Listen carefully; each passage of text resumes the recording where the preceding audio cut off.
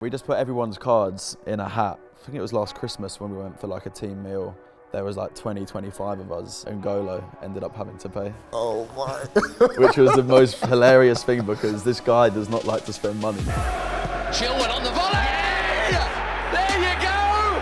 X Factor Supreme, Ben Chilwell! Before we, really properly get into, our talk today, I want to, take things way, way, way back. Obviously, your dad's from New Zealand. Yeah. And I heard your grandfather also played football as well. Kind of talk about the upbringing and the experiences from both of them fed into, who you are today.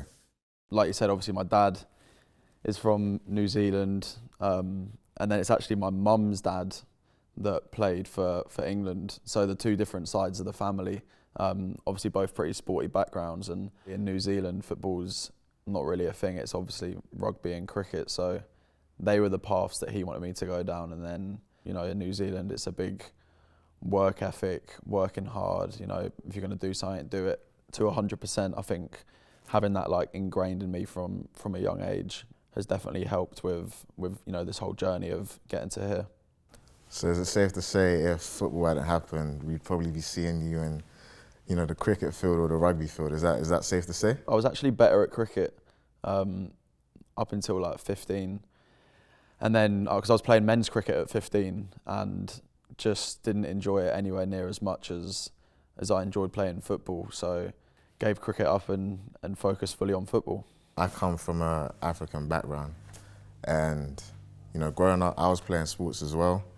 But a lot of the times, and I know a lot of people are going to be able to relate to this, sports comes in hand with your education. It's kind of give or take. You got to keep up with both. What was it like for you with your parents? And I definitely had to keep both sides happy. Football was the dream. Football was what I wanted to do. Football was this is what I want from life. But I think not from myself, but from my parents, there was, in their heads, where it's not a very realistic dream that you've got. You might be talented, but there's a lot of talented people out there that don't make it in sport. So they made sure that my education was always, bang on. And when I got my scholarship at Leicester, we had to do our education for the whole 2 years. Everyone was very, very keen and, kind of pushed you into making sure that your education was 100%.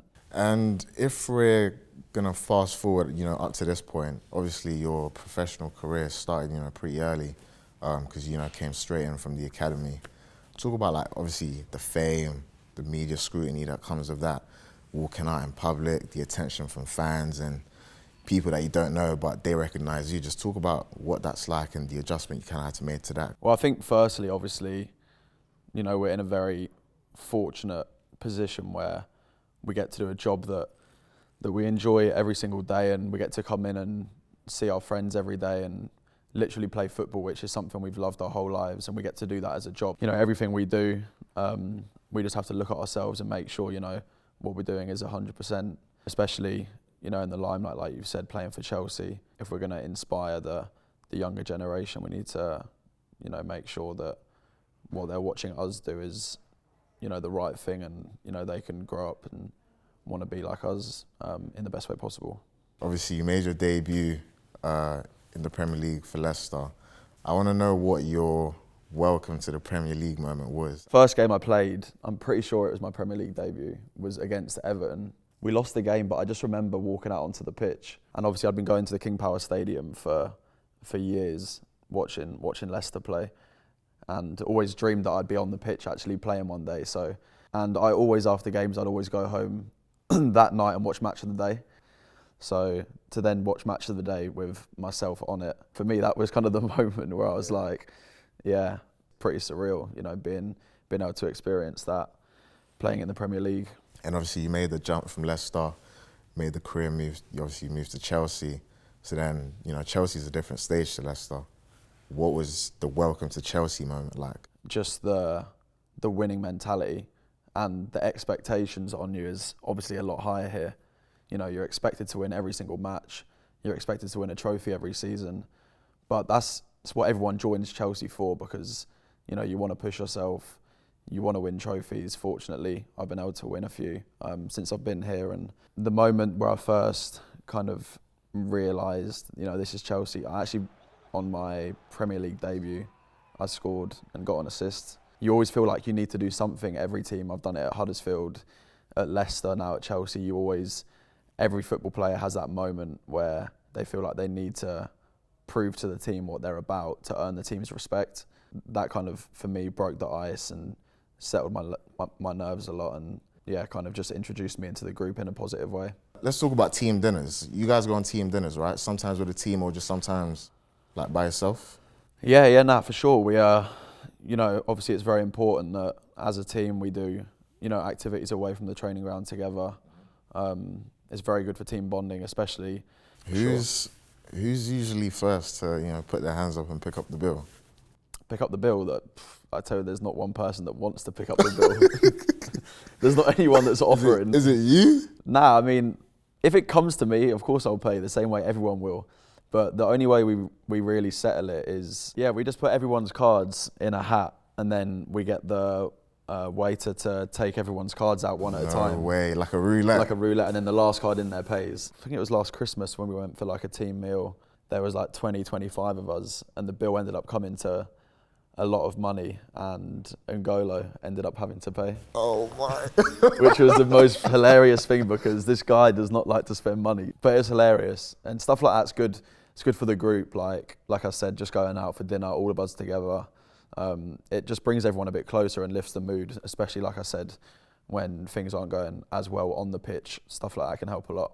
Obviously for you, you've had, some ups, you've had some downs as well, dealing with injuries. What's kind of like your mindset being, and how are you kind of keeping your focus in? Since winning the Champions League, it's been such an up and down, especially personally for me, with my ACL, then my hamstring, missing the World Cup through injury. Definitely had a lot of ups and downs, but I think I always just remember one thing that one of my managers at Leicester, it was actually Brendan Rodgers, told me, which was, when things are going well, don't get high, and when things are going bad, don't get low. Just literally just stay grounded, stay level. I think for me, I try not to just let it affect me negatively. I know that's easy to say, but I think I just come in, work hard every day, and just literally try and make sure whenever I leave the training ground, I feel like I've gone home and I've done something for the day. And it's very cliche, but it definitely does, make you stronger, more resilient. I feel, great in my body. I think you can looking back at the ACL and the hamstring, and say that I've come out the back of them, and I'm a lot stronger mentally and in my body. Make sure that I can try and spin whatever situation and turn it into a positive. And to kind of just cap, this whole discussion of who are some of those figures in the locker room you can point to, and you can kind of say, they're keeping the ship steady.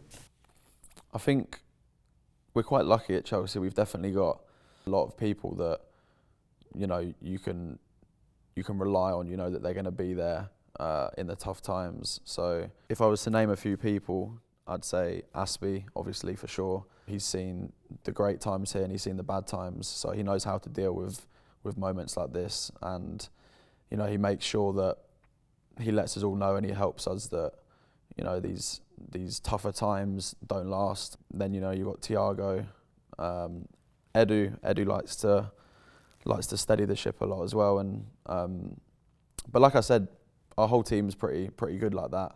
A lot of people with a lot of voices that, we all want to help each other through this tough time. Nah, for sure, man. Listen, guys, thank you for tuning in. Thank you, Ben. No really worries, appreciate this, and hopefully you guys were able to take something away that you didn't already know about Ben. So thank you.